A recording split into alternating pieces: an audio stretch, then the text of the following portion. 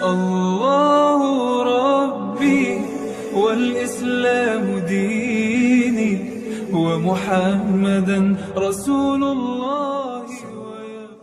Saya ingin bertanya Ustaz, perihal zikir. Zikir yang baik itu yang bagaimana Pak Ustaz? Ya, alhamdulillah. Di dalam Al-Quran Allah selalu mengingatkan kita, ya kan? Kata Allah itu, ya ayyuhallazina amanu uzkurullaha zikran katsira wasabbihu bukratan wa asila. Wahai orang-orang yang beriman, orang-orang yang telah mengenal, telah menyaksikan dan berdekat dengan aku, uzkurullaha zikran katsira, maka ingatlah akan diriku ini sebanyak-banyaknya. Sebanyak-banyaknya itu artinya tidak ada batasannya, tidak ada diikat oleh ruang, waktu, dan masa. Itu artinya zikirnya itu adalah 24 jam. Karena kita ini hidup satu hari, satu malam itu 24 jam, 12-nya siang, 12-nya malam. Jadi 24 jam itu kita mesti ingat akan Allah. Makanya orang-orang yang telah hati dan jiwanya itu sudah berliqah dengan Allah 24 jam, disitulah kita senantiasa berada di dalam rahman dan rahimnya Allah. Makanya banyak ayat, banyak hadis yang menjelaskan tentang keutamaan zikir itu. Salah satunya itu Allah mengatakan, yusabbitullahu lazina amanu biqaulin sabit fil hayatid dunya wa fil akhirah. Allah meneguhkan, mengokohkan iman orang-orang yang beriman, di mana orang yang beriman itu selalu melazimkan, memudawamahkan akan kalimat sabit dalam kehidupannya di dunia maupun di akhirat. Kalimat sabit yang dimaksudkan di dalam ayat itu, kalimat yang kokoh itu yang disebut namanya kalimatun thayyibah. Kalimat thayyibah itu disebut juga namanya kalimatut tauhid. Kalimatut tauhid itu disebut juga namanya kalimatul birri. Kalimatul birri itu juga disebut namanya kalimatul asyad. Kalimatul asyad juga disebut namanya kalimatut taqwa. Kalimatul taqwa itu juga disebut namanya kalimatul ikhlas. Mana sebenarnya yang katakan kalimatun thayyibah, birri, asa, taqwa, ikhlas itu atau tauhid? Itulah kulimah la ilaha illallah Muhammad Rasulullah. Tidak ada yang nyata dan yang wujud, melainkan yang nyata dan yang wujud itu hanya Allah. Makanya Nabi menjelaskan, man kana akhirul kalamihi la ilaha illallah dakhalal jannah. Barang siapa yang di akhir kalamnya dia menyatakan bahwa tidak ada yang wujud dan yang nyata pada alam dan pada dirinya melainkan hanya Allah, maka itu kata Nabi adalah dakhalal jannah. Bagi dirinya itu adalah jaminan surga. Makanya yang dikatakan akhir kalam la ilaha illallah itu bukan hanya sebatas kita mengucapkan dan melapaskan kalimat la ilaha illallah. Tapi akhir kalam maknanya secara hakikat kita menyadari sesadar-sadarnya bahwa yang Allah itu yang dikatakan Muhammad Rasulullah. Kenapa yang Allah itu adalah Muhammad Rasulullah? Karena Muhammad itulah wujudnya dirinya Allah tadi itu. Makanya disitulah dikatakan orang yang sudah mengenal dan menyaksikan Allah dan Muhammad nyata dan sempurna pada diri, itu artinya bahwa dirinya itu sudah berkulimah namanya, sudah berkulimah la ilaha illallah. Itulah orang yang dikatakan yang akhir kalamnya itu.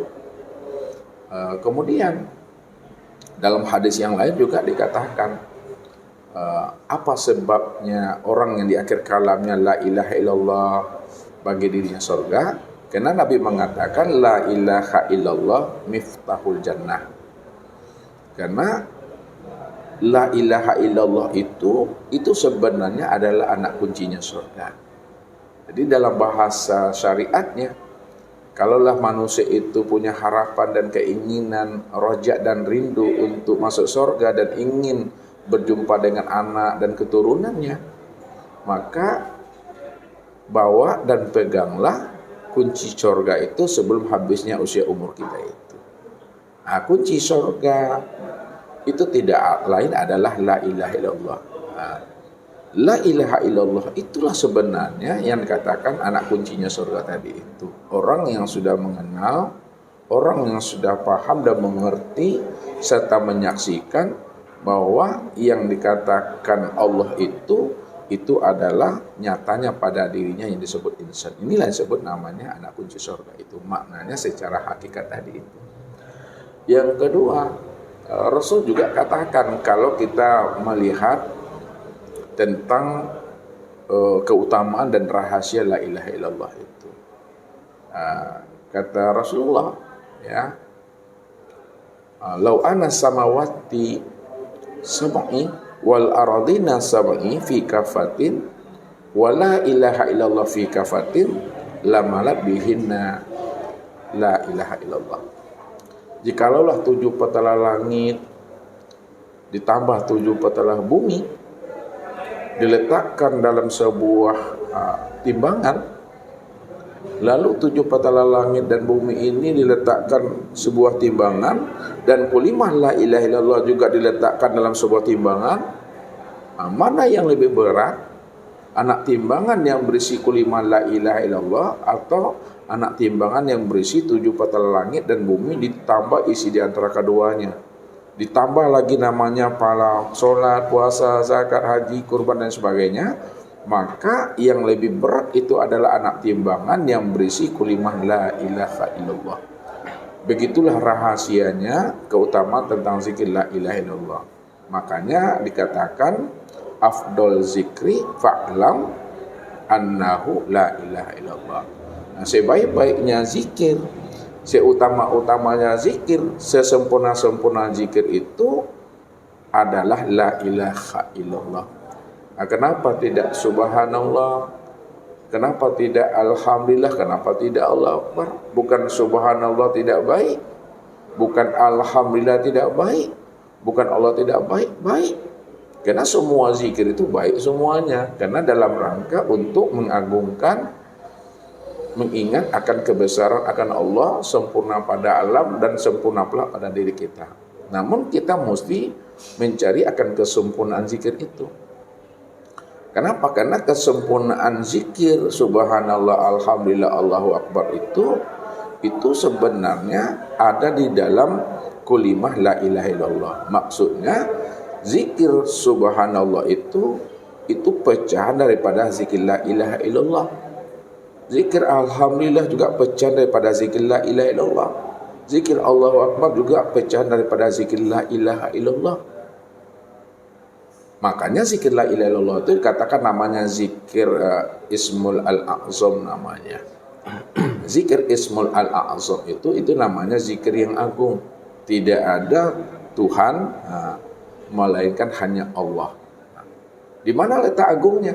Ya. Kalau kita mengatakan subhanallah, subhanallah itu kan artinya maha suci Allah. Yang suci itu kan Allah. Kita sebut alhamdulillah, siapa yang terpuji? Yang terpuji itu juga Allah. Disebut namanya Allah Akbar, siapa yang besar? Yang besar itu juga Allah. Makanya zikir la ilaha illallah itu katakan zikir Ismul Al-A'zam. Ya, kesempurnaan zikir itulah la ilaha illallah. Itulah rahasianya. Nah, sekarang bagaimana sebenarnya cara kita mengamalkan zikir la ilaha illallah? Itu yang mesti kita pahami, mengamalkannya. Karena orang yang lupa, orang yang lalai, orang yang tidak ingat akan Allah, walaupun itu namanya sesaat itu mungkin bisa dikatakan ukuran jamnya itu bisa detik, ya. Nah, ketika itulah dikatakan namanya dia kafir. Jadi lupa sesaat dengan Allah itu kafir. Kafir yang bagaimana? Bukan kafir keluar dari Islam, tapi kafir itu maknanya tertutupnya hati, dan ruhaninya tadi itu untuk mengenal akan Allah tadi itu. Disitulah tertutup dan terhijabnya. Ya. Makanya supaya kita tidak dikatakan namanya kafir oleh Allah tadi itu, hendaklah kita berkekalan dengan Allah. Itulah namanya rahasia hidup, dan itu pula lah dikatakan namanya rahasia mati. Mana yang dikatakan rahasia hidup, mana yang dikatakan namanya rahasia mati. Nabi katakan apa? Kata Nabi, masalul lazina yazkurunallaha wal lazina la yazkuruhu masalul hayy wal mayyit. Perumpamaan orang-orang yang berzikir ingat Allah dengan perumpamaan orang-orang yang lalai tidak berzikir dan tidak ingat akan Allah, itu perumpamaannya seperti orang yang hidup dengan orang yang mati. Jadi orang yang hidup itu adalah orang yang berzikir, orang yang ingat, orang yang selalu terkoneksi ruhaninya tadi itu, terhubung dan tersambung dengan Tuhannya. Itulah sebenarnya orang yang hidup. Akan tetapi orang yang dikatakan namanya orang yang mati, walaupun dia itu hidup, bisa melihat, bisa berkata, bisa mendengar, bisa dia beraktivitas sehari-harinya, namun pada saat hatinya tidak hadir kepada Allah, ruhaninya absen kepada Allah, jiwanya itu lalai kepada Allah, itulah sebenarnya hakikat orang yang mati itu sebenarnya. Jadi kuncinya orang yang ingat, orang yang berzikir, itulah orang yang hidup. Orang yang lupa, orang yang lalai, yang tidak ingat dan tidak berzikir kepada Allah, itulah sebenarnya orang yang mati. Mati itu maksudnya bukan berpisahnya ruhanianya dengan jasad ini. Tapi yang dikatakan mati itu dia tidak mengenal akan Tuhannya yang memberi dia nikmat. Makanya di situ dikatakan oleh Nabi, perumpamaannya dalam bentuk yang lain. Apa kata Rasulullah? Man akhrajan nafasin bi ghairi li zikrillah bahwal mayyit. Mislul hayawan dunal baqara bahwa kal hinjir. Artinya, man akhrajan nafasin bi ghairi li zikrillah, barang siapa yang nafasnya keluar masuk turun naik, tidak ingat dia akan Allah, bahwal mayyit, dia itu adalah ibaratnya bangkai. Nah, kalaulah dia diumpamakan sebagai bangkai, kata Rasul, bangkai yang seperti mana? Mislul hayawan, bangkainya itu seperti bangkai hewan, tapi hewannya itu dunal baqara, bukan bangkai sapi. Akan tetapi pahiyah kal hinjir, seperti babi. Jadi orang yang tidak berzikir betul-betul Allah zahirkan wa husila ma fis sudur, sebenarnya Allah akan menzahirkan akan apa yang tersembunyi, apa yang tersimpan, dan apa sebenarnya yang ada di dalam dadanya itu. Jadi kalau kita sudah berada pada maqam mukasafah namanya, maka Allah bukakanlah rahasia seseorang ini. Jadi tidak heran, tidak aneh kalau orang-orang yang kasab, orang-orang yang arif billah, karena hati dan jiwanya itu sudah bermudawamah, sudah berkekalan dengan Allah. Kadangkala dia melihat manusia ini, ya jasadnya aja manusia. Kadang rupanya, wajahnya, kepalanya itu sudah bentuk hewan, sudah bentuk sapi, ada yang bentuk babi, ada yang bentuk anjing dilihatnya. Itulah namanya Allah bukakan rahasia rohani yang sebenarnya itu. Jadi nggak akan pernah bisa orang-orang yang kasar, orang-orang yang arif billah itu bisa ditipu. Makanya Nabi mengatakan, ittaqu firasatal mu'min fa innahu bin nurillah. Takutlah kamu dengan firasatnya orang-orang yang mukmin. Karena orang-orang yang mukmin, orang mukmin itu adalah orang yang sudah ru'yatillah, orang yang sudah menyaksikan dengan Tuhan, orang yang berkekalan dengan Tuhan. dia memandang itu bukan dengan mata zahir ini, tapi dia memandang dengan mata hatinya. Dia memandang dengan nur yang telah dilimpahkan Allah ke dalam rohaninya itu. Maka terlihatlah sesuatu hal yang tidak elok pada diri seseorang. Namun dia tetap mampu memunyikan, merahasiakan rahasia diri seseorang itu. Nah, inilah gunanya kita tadi itu mengajak dan menuntut umat ini kepada jalan Allah. Bukan mengejek, ya. Tetapi kita mengajak bagaimana rohaninya tadi itu yang berbentuk hewan, yang berbentuk binatang, betul-betul dirinya itu betul-betul menjadi diri yang insani, diri Muhammad. Ke atasnya tidak ada batasnya, ke bawah tidak ada batasnya. Itu yang nur ala nur, diri yang sudah bercahaya itu. Itulah keutamaan daripada zikir la ilaha illallah. Sekarang bagaimana cara kita mengamalkan la ilaha illallah itu 24 jam? Kan itu yang jadi menjadi masalahnya sebenarnya. Kalau kita berzikir la ilaha illallah, kalau kita tidak berilmu dalam mengamalkannya, tetap kita ini tidak akan pernah mampu kita berzikir 24 jam. Jadi mengamalkan zikir la ilaha illallah itu mesti kita berilmu. Itu yang diajarkan oleh Nabi. Lalu bagaimana ilmunya?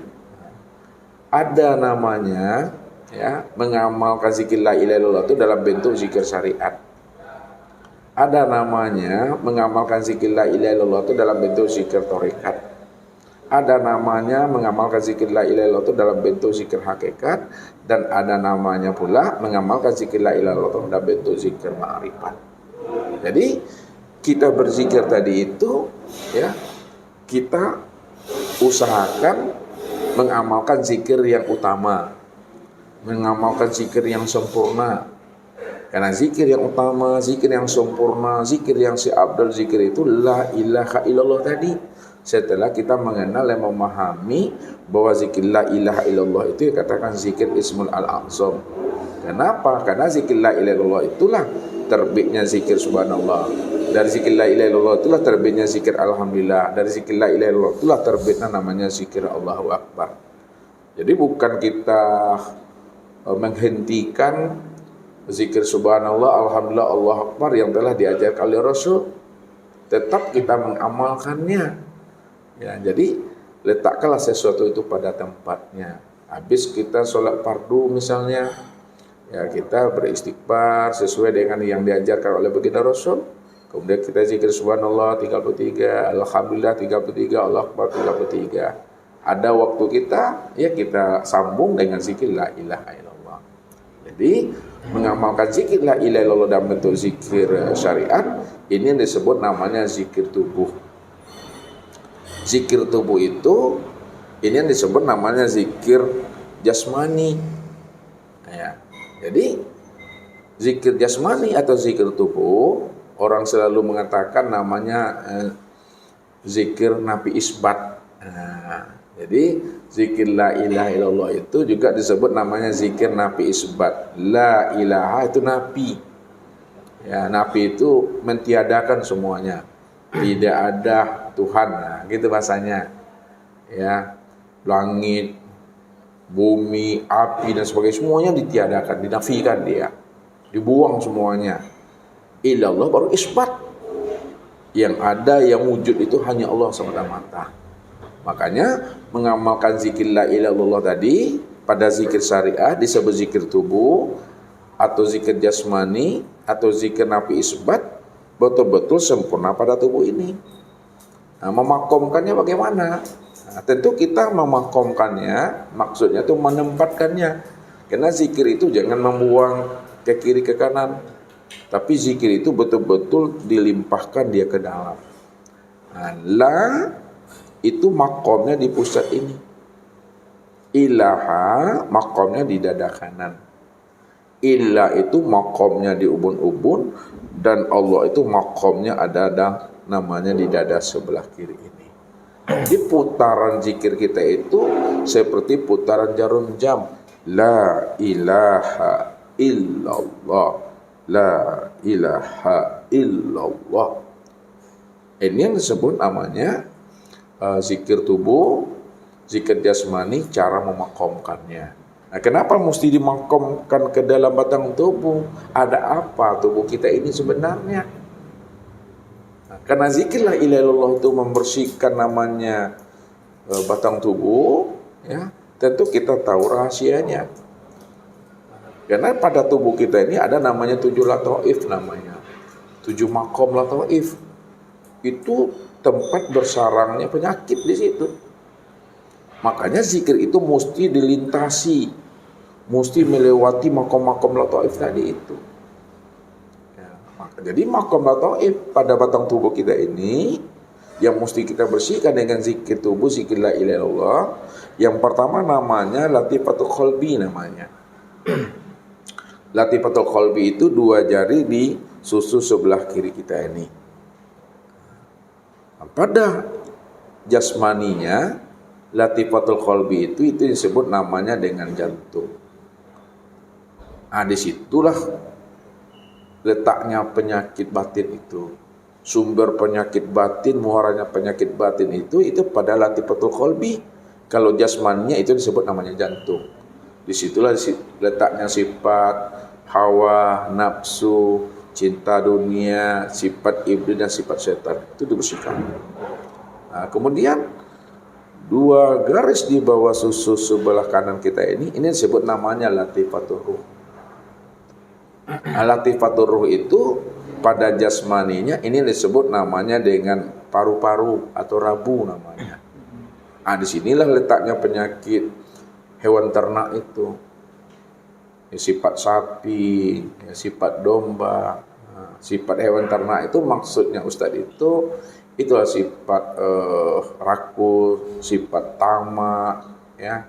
Kalau bahasa Minang sifat lobo, sifat cangok tadi itu, serakah. Nah, kemudian 2 jari di atas susu sebelah kiri kita ini disebut namanya latifatus syirri. Nah, latifatus syirri itu yang jasmaninya ini disebut namanya dengan liver.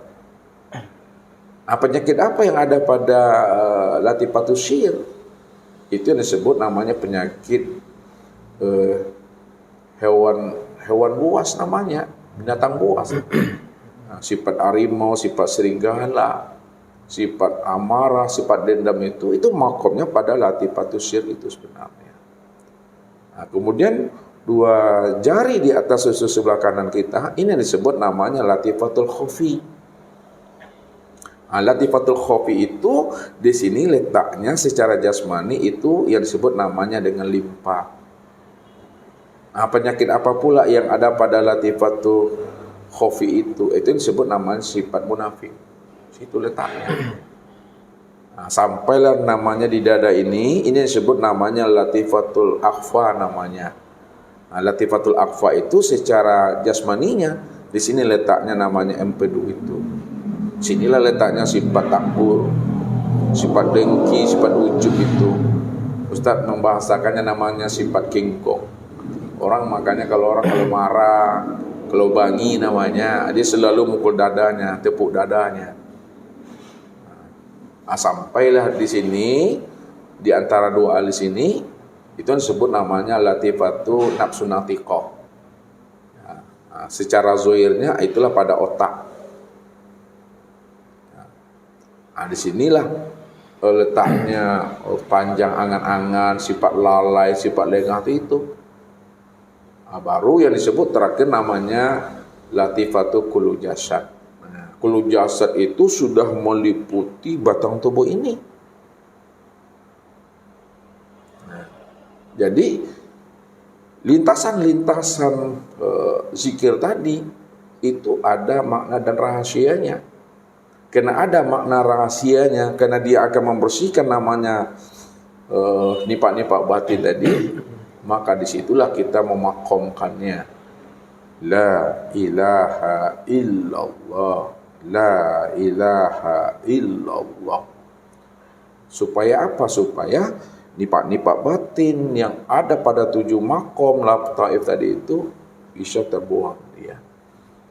Makanya Allah katakan di dalam suatu ayat itu, kalaulah zikir ini sudah hidup pada batang tubuh kita, disitulah Allah memberi jawaban, summa talinu juluduhum wa qulubuhum ila zikrillah.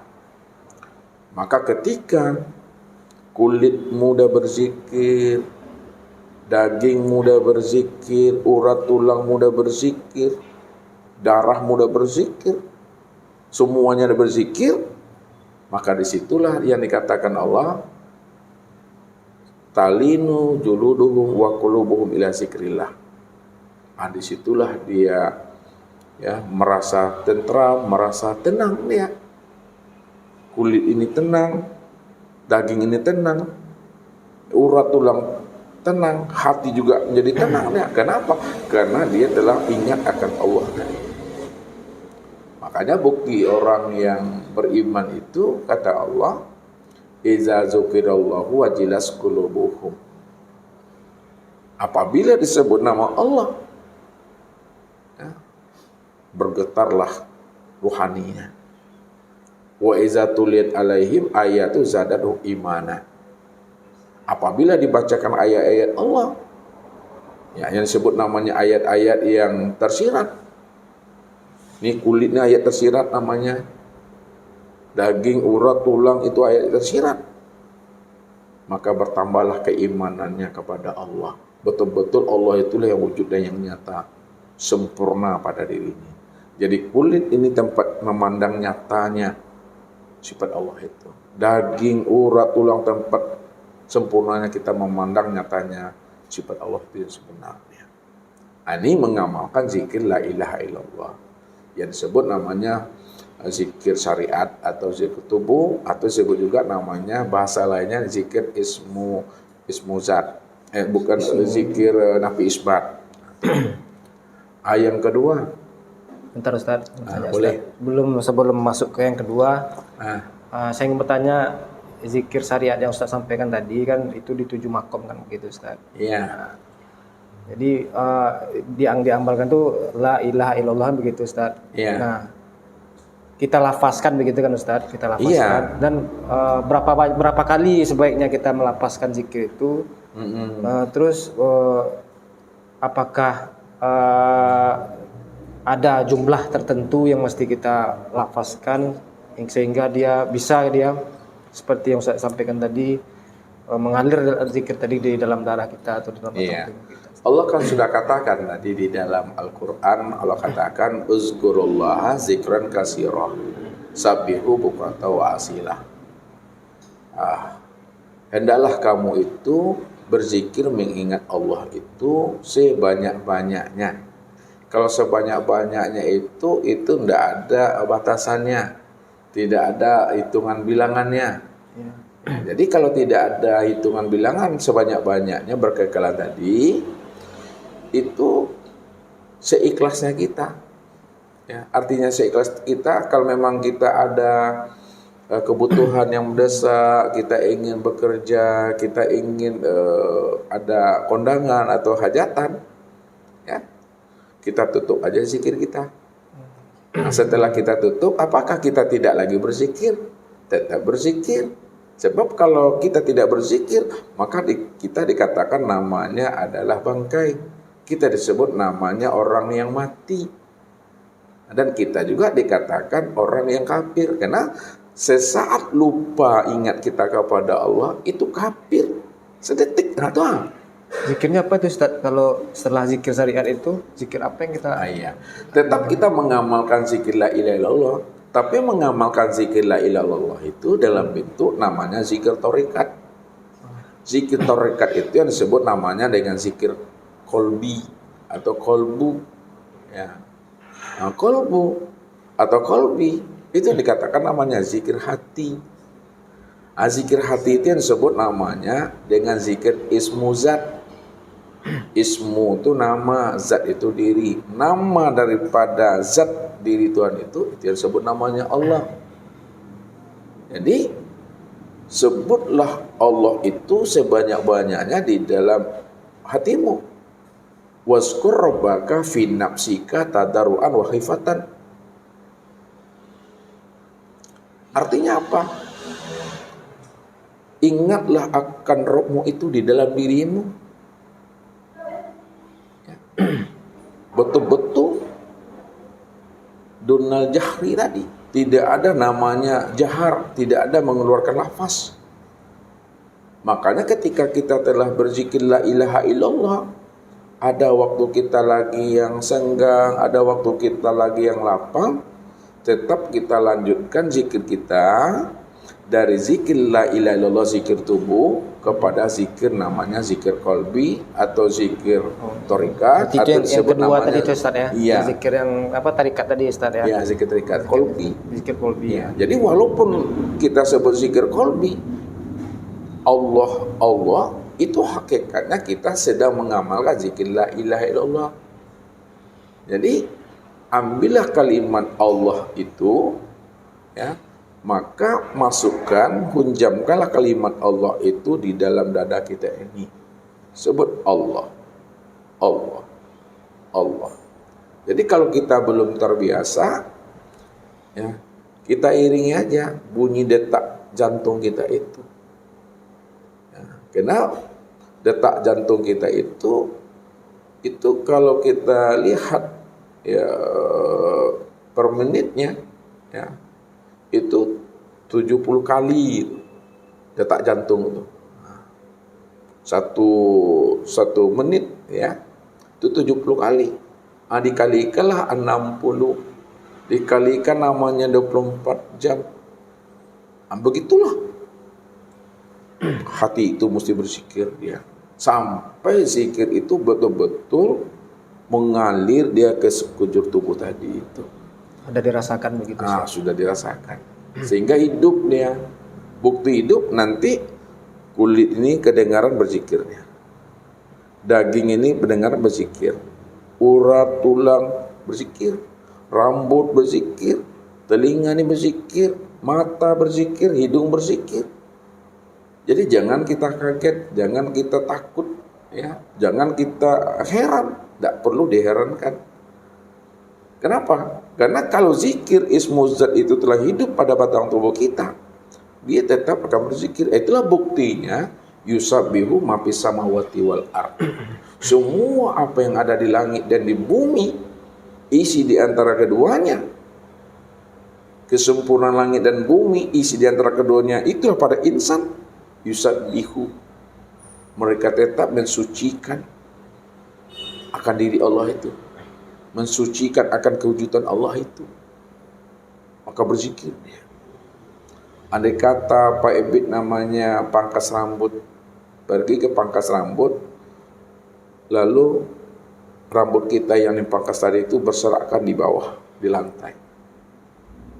Maka rambut yang berserakan di lantai tadi, dia tetap menyebut nama Allah. Allah, Allah, Allah. Itu namanya zikir yang sudah terpahat namanya. Zikir yang sudah terpatri, zikir yang sudah mendarah daging namanya. Jadi kalau zikir itu sudah terpatri, sudah mendarah daging pada diri kita, disitulah Allah mengatakan inna auliya Allah la khaufun alaihim wa lahum yahzanun. Makanya para wali Allah, kekasih Allah itu tidak khawatir dia dalam menjalankan kehidupan di alam dunia ini, dan tidak pula khawatir dia dalam menjalankan kehidupan di akhirat nanti. Kenapa? Karena dirinya itu sudah bersama Allah. Bahasanya sudah hadirnya hati ini merasakan bersama Allah tadi itu. Yang hidup itu yang sudah bersama kita. Itulah maknanya iza zukirallahu wajilat qulubuhum. Apabila disebut nama Allah, ya, di dalam qalbu, dan kita sudah mengenal yang Allah tadi itu, disitulah bergetar jiwanya. Itu namanya zikir tarekat. Kalau dah kita masuk ke dalam zikir tarekat, mungkin kita ada waktu lagi, misalnya ada kesempatan kita untuk berzikir karena kita tidak kemana-mana. Terus lanjutkan namanya dengan zikir hakikat. Tetap kita mengamalkan zikir la ilaha illallah, tapi mengamalkan zikir la ilaha illallah itu dalam bentuk zikir hakikatnya. Mengamalkan zikir la ilaha illallah dalam bentuk zikir hakikat, ini yang disebut namanya dengan zikir ruh. Atau zikir ruh itu disebut juga namanya dengan zikir nafas.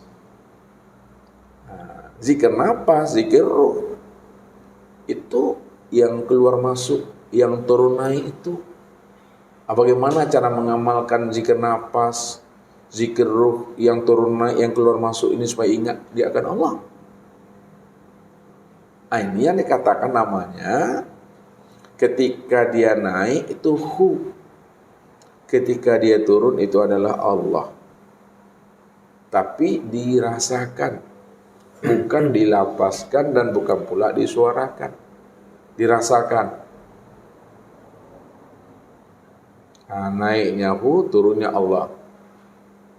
Jadi yang kita ambil itu zikir hu itu kalimat hu-nya. Kalau zikir tubuh tadi la ilaha illallah sempurna. Kalau zikir hati namanya cukup Allah saja. Kalau zikir nafas, zikir ruh namanya kita ambil kalimat hu itu. Hu itu maknanya dia. Dianya siapa? Dianya Allah. Itulah maknanya. La ilaha illahu. Tidak ada Tuhan melainkan hanya dia. La ilaha illa anta. Tidak ada Tuhan melainkan engkau. La ilaha illa ana. Tidak ada Tuhan melainkan aku. Jadi dia, engkau, aku. Itulah maknanya tadi itu. Pada zikir hu itu. Makanya naiknya hu, turunnya Allah. Atau masuknya hu, turunnya Allah. Makna di balik zikir hu itu maknanya Allah. Allah. Karena hu itu Allah. Walaupun dalam penyampaiannya, dalam ilmunya hu Allah, namun hakikat yang naik adalah Allah, yang turun juga Allah, keluarnya Allah, masuknya juga Allah. Tapi tidak disebut Allah, Allah. Cukup memahami secara hu dengan rasa. Tapi kita paham yang hu itu Allah. Kalau hu itu Allah, maka masuknya Allah, keluarnya Allah. Naiknya Allah juga keluarnya Allah. Cuma dirasa. Ini namanya zikir nafas atau namanya zikir ruh tadi itu sebenarnya. Jadi kalau misalnya kita Ustaz mengamalkan ketiga derajat zikir tadi, zikir syariat dulu begitu kan Ustaz? Ya. Zikir thariqat, gitu kan Allah kita sebut hati. Kemudian zikir tadi yang terakhir zikir hakikat. Ya, hakikat. Gitu. Turun naiknya nafas itu dirasakan begitu kan Ustaz? Dirasakan turun naiknya. Dirasakan turun naik, itulah dia yang berzikir begitu Ustaz. Iya, la yazkurullah illallah. Itu kan dalam rangkaian kita melatih, itu namanya kan Ustaz, melatih zikir tadi begitu supaya dia berkekalan dengan Allah, ruhaniyah tadi. Ruhaniyah tadi. Nah, jadi kalau di luar itu Ustaz, jadi bagaimana caranya Ustaz? Kan kita setelah selesai nih melaksanakan amalan tadi, zikir tadi Ustaz. Iya. Nah, pada saat kita setelah selesai, kita ada keperluan melakukan kegiatan sehari-hari begitu. Apakah tetap kita mengamalkan zikir itu atau bagaimana? Tetap kita mengamalkan zikir tadi itu. Makanya Allah mengatakan fa iza qadaitumus sholata fazkurullaha qiyama wa qu'uda wa ala junubikum. Apabila kamu telah selesai menunaikan ibadah solat yang 5 waktu itu, fazkurullaha, maka hendaklah kamu berzikir kepada Allah. Zikir kepada Allah itu dikatakan sholatul daimun namanya. Nah, yang sholat 5 waktu itu namanya sholat yang syariat. Nah, sedangkan zikir itu yang dikatakan sholat yang daimun, ingat Allah. Qiyamau wa qu'uda wa ala junubikum, ingatlah olehmu akan Allah itu, baik waktu dalam keadaan berdiri, waktu dalam keadaan duduk, maupun dalam keadaan berbaring. Maksudnya bahwa aktivitas kita sehari-hari sampai meninggalnya kita, 3 itu cuma aktivitas kita. Kalau tidak berdiri, kalau tidak duduk, kalau tidak duduk berarti berbaring. Berarti maknanya pada saat kita duduk, berdiri, pada saat kita duduk, dan pada saat kita berbaring, tetap kita itu ingat akan Allah itu sebenarnya. Jadi tetap kita berkekalan kepada Allah. Jadi bagaimana memahaminya tadi itu? Nah, memahaminya tadi itu tetap kita mengamalkan zikir la ilaha illallah. Nah, kita sempurnakan zikir la ilaha illallah itu pada maqam zikir ma'rifatnya. Sebab kalau kita tidak sempurnakan zikir la ilaha illallah dalam bentuk zikir ma'rifat, dalam bentuk keseharian kita, tentu kita katakan juga namanya orang yang lupa dan lalai kepada Allah. Sedangkan orang yang lupa lalai itu adalah orang yang mati, adalah orang yang dikatakan namanya orang yang tidak ingat kepada Tuhan. Jadi konsepnya itu 24 jam. Nah, contohlah kalau kita nggak sempurnakan zikir kita disuruh mengamalkan zikir la ilaha illallah. Bisa nggak kita mengamalkan zikir la ilaha illallah pada saat kita makan, pada saat kita minum? Kalau kita hanya mencukupkan pemahaman zikir la ilaha illallah itu dalam bentuk zikir lisan saja atau zikir syariat. Kalau kita mengamalkan zikir la ilaha illallah hanya sebatas zikir syariat, zikir lisan atau zikir tubuh, tentu kita tidak bisa. Payah kita, Pak Ebet. Kita makan lalu zikir la ilaha illallah. Kalau bahasa Minang tasambuh nasi itu. Kuranglah 3 piring, awak sepiring pun sudah selesai, sudah serak nasi itu. Lalu bagaimana supaya dia tidak berserakan nasi, kita mudah berzikir? Nah, pakaikan namanya zikir hati. Ketika kita mengamalkan zikir hati, maka kita apa ya juga kita artinya tersadak-sadak juga hati gua, tak cakik kadang keluar nasi itu dari hidung tadi itu. Ya kan? Awak makan atau bersabi Allah Allah itu payah. Nah, karena kita payah zikir torikat dalam mengamalkan namanya zikir la ilaha illallah tadi, masuk kita kepada zikir hakikat. Zikir hakikat itu di waktu kita makan, waktu kita minum, bisa nggak kita masuk nasi, masuk makanan, masuk air minum, tapi yang namanya nafas ini tetap dia berzikir. Ingat ya. Sulit juga kita rasanya. Baru kita nyaman kalau kita merokok, kan begitu? Ya. Kalau kita nak merokok, ya kayak Ustadz inilah sedang ngomong zikir apa yang Ustadz amalkan. Kalau bapak-bapak mungkin bisa zikir namanya zikir Allah Allah aja matinya kan. Kalau seperti Ustadz gimana mengamalkannya? Zikir la ilaha illallah bagaimana ilmu akan sampai, bagaimana penjabarannya akan tuntas dan selesai. Kalau Ustadz zikir la ilaha illallah, la ilaha illallah itu cop dulu gitu. Atau Allah Allah itu payah Ustadz. Jadi kita mesti masuk ke dalam namanya zikir ma'rifat. Zikir ma'rifat itu yang katakan namanya zikir sirul asrar. Zikir sir.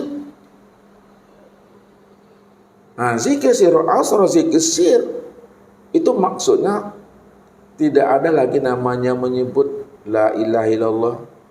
Tidak ada lagi namanya Allah Allah. Tidak ada lagi namanya rasahu Allah.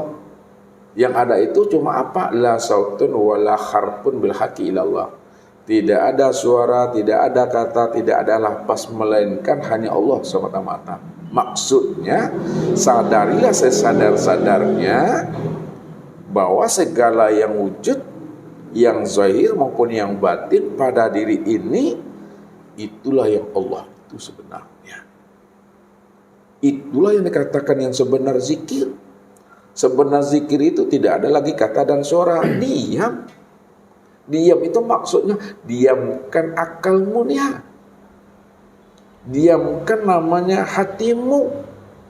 Diamkan juga perasaanmu. Kalau sudah diam, sudah hening, akal, hati, perasaan, maka disitulah kita sadar. Sesadar-sadarnya bahwa satu batang tubuh ini, inilah yang dikatakan namanya ainullah.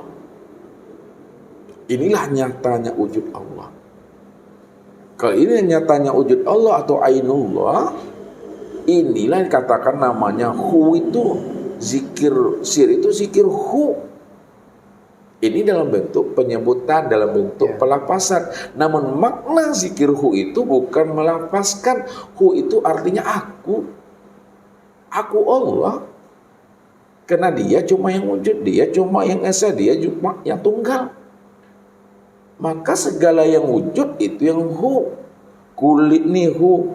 Daging, urat, tulang, limpa, hati, jantung, rabu, empedu. Itu yang hu. Apa yang dipandang hu, apa yang didengar hu, apa yang diucapkan hu, apa yang dirasa hu. Hu itulah yang meliputi segala yang wujud. Jangan dipisahkan hu itu meliputi dengan yang wujud. Karena yang wujud itu, itulah juga nyatanya hu itu. Jadi dirinya itulah meliputi segala yang wujud. Baik wujudnya nyata maupun wujudnya yang batin, itu yang hu. Nah, pahamilah itu, sadarilah itu. Kalau kita sudah sadari yang hu itu adalah segala yang wujud, segala yang nyata, yang dirasa, yang dilihat, yang didengar, itu yang hu, maka semua aktivitas kita itu dapat kita lakukan dengan baik, dan kita dapat juga selalu ingat Allah berkekalan tadi itu. Jadi zikir itu tidak hanya sekedar lafaz begitu ya Ustaz ya? Tidak hanya sekedar lafaz, tapi juga makna dari zikir la ilaha illallah itu sendiri juga harus kita amalkan di kegiatan-kegiatan. Iya, inilah zikir hu itu, zikir ma'rifat, atau dalam bahasa kajinya sirul asrar namanya, rahasia di balik rahasia. Rahasia di balik rahasia itu tidak ada lagi rahasia sebenarnya. Rahasia itu bagi orang yang tidak paham, bagi yang tak kenal rahasia. Bagi yang sudah paham, bagi yang sudah kenal, tidak ada rahasia, sudah nyata. Nah, kalaulah itu kita ungkapkan, kita sampaikan kepada orang yang tidak paham dan tidak kenal, disitulah kita mudah mendapatkan namanya fitnah, kata-kata kafir, kata-kata sesat dan sebagainya. Kenapa? Karena mereka tak sampai pemahamannya ke sana. Tapi kalau di masa sekarang ini, kalau itu disembunyikan, kapan lagi akan paham, akan kenal orang? Ya, sedangkan disampaikan, dibukakan terang-terangan, orang ragu juga dengan apa yang diungkapkan itu. Apalagi disembunyikan. Nah, kalau disembunyikan, tentu orang tidak paham, orang tak mengerti, orang tak akan pernah tahu mana yang sebenarnya. Ya. Sedangkan dibuka saja udah kayak gini, apalagi disembunyikan, tentu tak mengerti orang. Kapan lagi mau diungkapkan rahasia sebenarnya, apakah sampai mati? Sedangkan diri Allah itu pingin dirinya itu dikenal gitu. Ya, jadi Ustadz dari 4 zikir, tadi terakhir zikir ma'rifat ya Ustadz ya. Mana yang hu itu? Yang hu itu tadi Ustadz. Mana sebaiknya yang sebenar zikir itu Ustadz? Apakah zikir syariat, thariqah, dan ma'rifat? Jadi mana yang sebenar zikir dan mana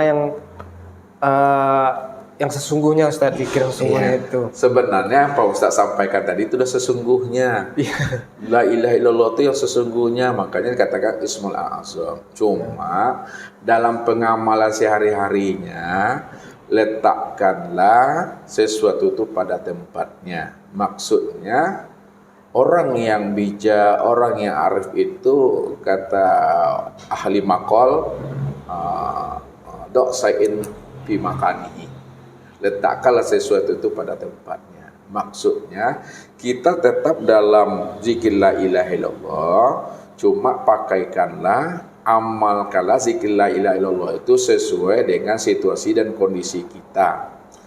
Kalau kita pergi ke mall, kayak Pak MB pergi ke mall, pergi shopping, bawa anak, bawa bini, bawa tentengan, la ilaha illallah, la ilaha, aku lah kanai kawan kemari mama ngaji.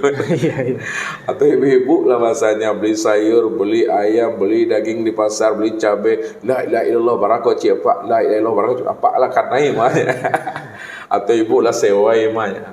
Jadi kan tak tepat kita mengamalkan zikir la ilaha illallah itu seperti itu. Atau kita di kamar mandi, buang air kecil kita, buang BAB kita, zikir la ilaha illallah kita, diteriak orang kita itu, dilempar orang WC kita itu.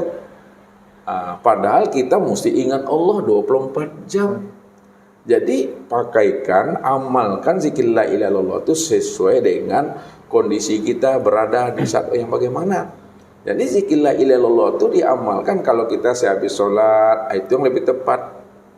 Sehabis sholat, kita dalam keadaan masih berwudu, ruhani masih terhubung dengan Tuhan, itu bahasanya amalkan zikir la ilaha illallah.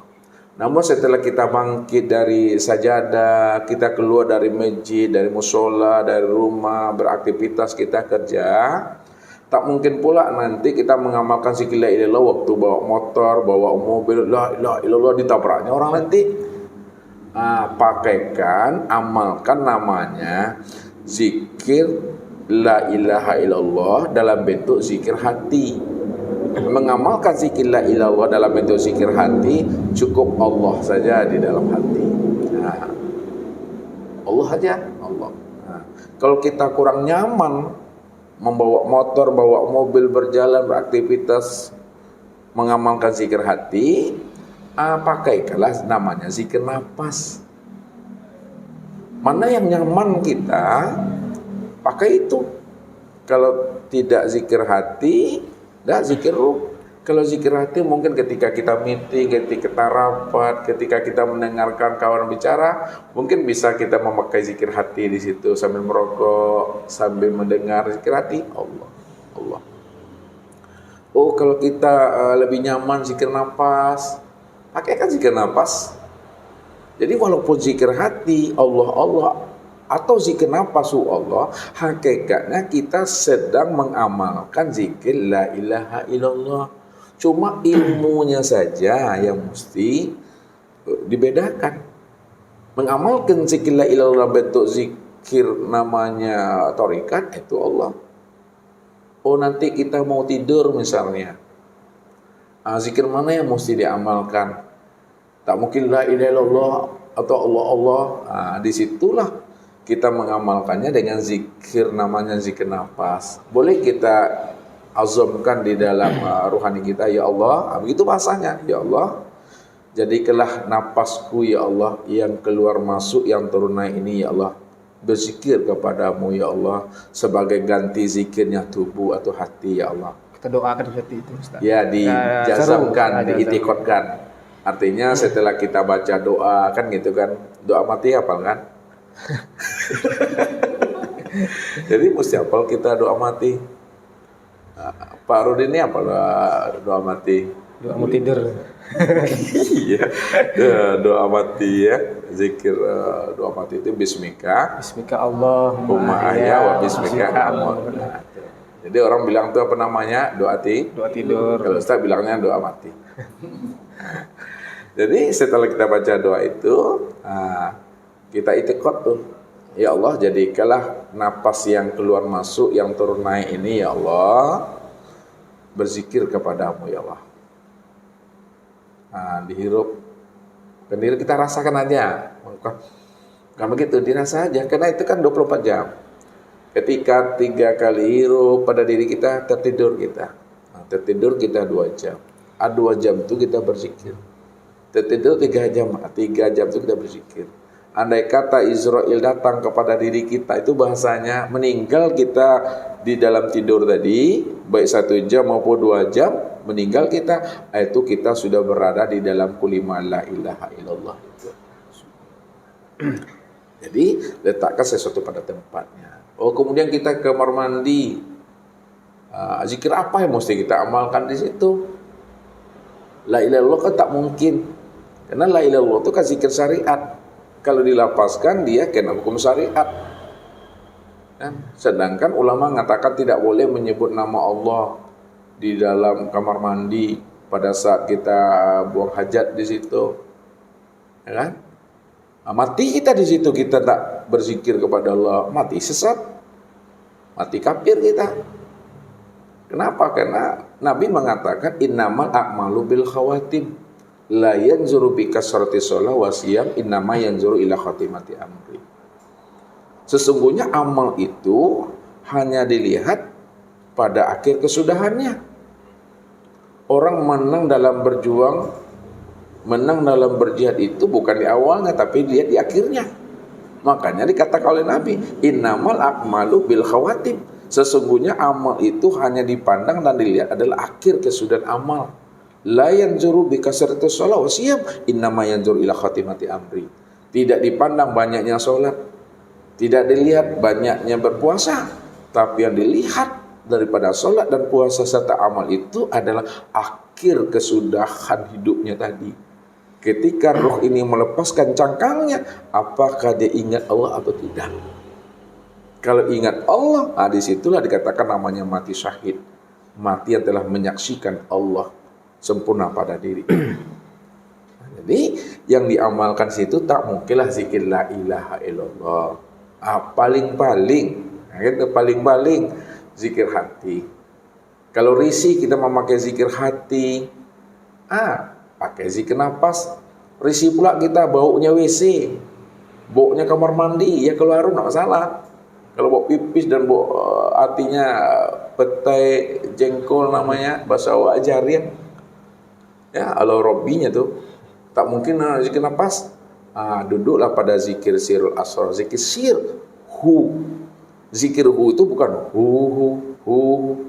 Menyadari, memahami bahwa satu batang ini segala yang wujudnya kulit darah daging itu yang itu Allah. Paham kita tuh? Itu yang disebut namanya ingat itu. Ingat itu maksudnya ingat, sadarilah bahwa Allah itu segala yang wujud. Allah itu segala yang wujud. Inilah bukti nyatanya kewujudan Allah itu. Duduk di situ makomnya. Nanti kita keluar dari situ, mana yang nyaman kita. Jadi melihat kebiasaan sebenarnya. Ustaz begitu. Pada saat kita ngumpul bareng gitu kan. Pada saat Ustaz bicara kayak gini, zikir Ustaz bisa Ustaz ganti-ganti. Bisa zikir kolbu, bisa zikir nafas, bisa zikir namanya syir tadi. Kalau zikir la ilaha illallah tak mungkin Ustaz mengamalkan zikir Allah, ya kan? Atau bawa tasbih kita di mana-mana bawa tasbih. Memang betul tasbih itu betul. Artinya untuk mengingatkan diri kita ini jangan lupa dengan Allah. Tapi sekian pula orang nanti bertanya dengan kita tadi itu. Ini punya pandangan yang berbeda lah ya. Jadi kita tidak masuk dalam ranah itu. Yang penting bagaimana kita 24 jam itu jangan sampai lupa, lalai kita ingat akan Tuhan. Kalau lalai dan lupa kita ingat akan Tuhan, maka kita dikatakan orang yang mati. Disebut namanya bangkai. Bangkainya itu bukan hewan ternak, tapi babi. Matinya nanti membusuk itu. Kenapa? Karena dikatakan bangkai. Jadi jangan kita dikatakan mati seperti bangkai. Matinya kita itulah kesempurnaan hidup yang sebenarnya. Ya, mati kita itu jangan dikatakan bangkai. Mayat, tapi matinya itulah kesempurnaan hidup. Jadi orang yang mati itulah hidup yang sebenar-benarnya. Walal akhiratu khairul laka minal ula. Wala tahsabanna allazina qatilu fi sabilillahi amwat bal ahya inda rabbihim yurzaqun. Ya, walakin la tashurun dalam ayat yang lain. Janganlah kamu kira ayah ibumu yang telah berpindah alam, jangan kamu kira mereka itu mati. Bal ahya inda rabbihim yurzaqun walakin la tashurun.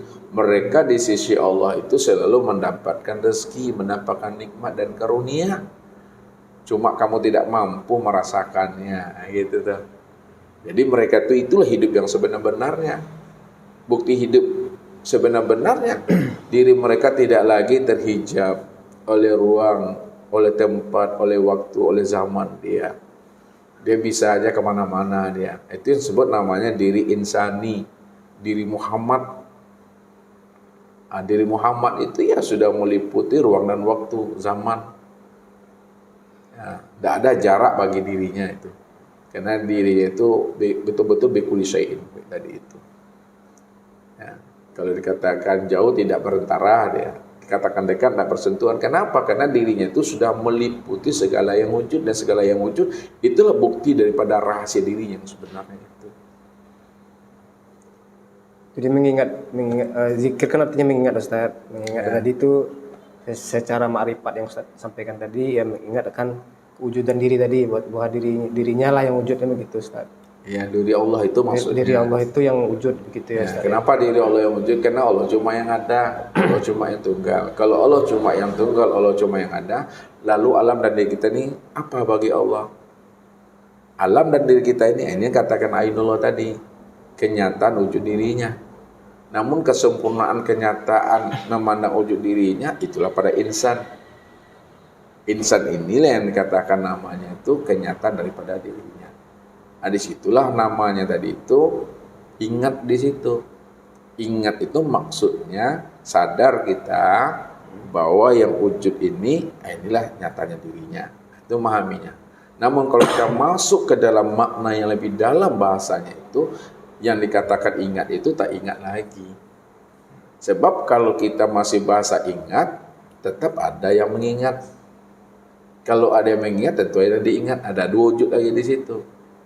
Padahal yang dikatakan namanya zikir ma'rifat, zikir sir atau sirul asrar tadi itu, memang dirinya cuma yang ada. Kalau diri cuma yang ada, maka tidak ada kata mengingat. Dia cuma yang ada, siapa yang mengingat lagi begitu Ustaz? Iya. Bahasanya yang tidak ada lagi mengingat begitu Ustaz. Ya, kalau dibahasakan, tentu dia turun kepada hakikat. Hakikat itu turunnya di sifat untuk menjelaskan keadaan diri yang sebenarnya. Yang mengingat itulah yang diingat, yang diingat itulah sebenarnya mengingat.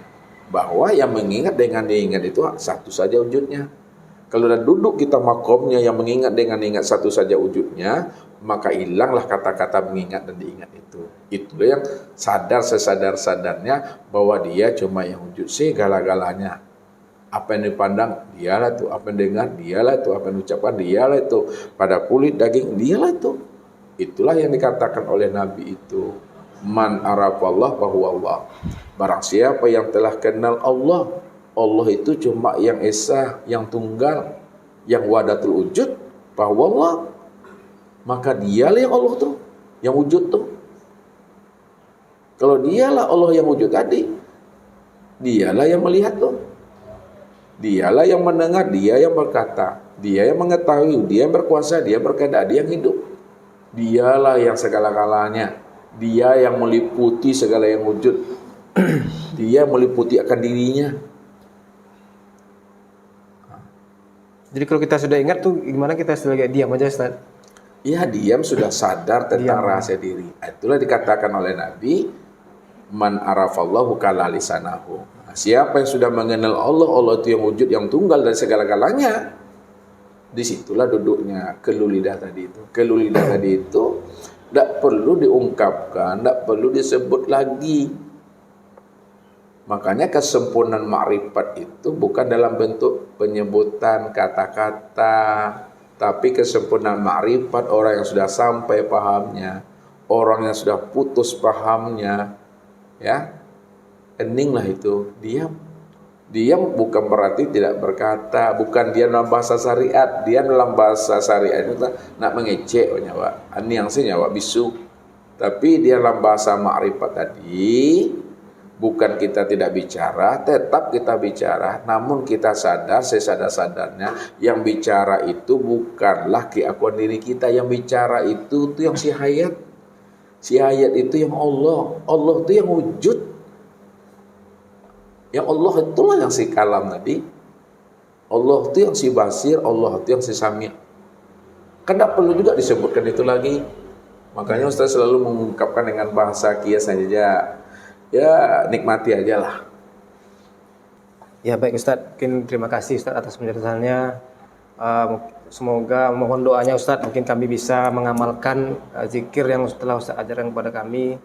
Mohon doanya Ustaz, semoga Allah bisa meridhoi kami untuk dapat mengamalkan zikir sehingga sampai kepada pemahaman zikir ma'rifat yang sebenarnya. Allahu Rabbi wal Islamu dini wa Muhammadan Rasulullah.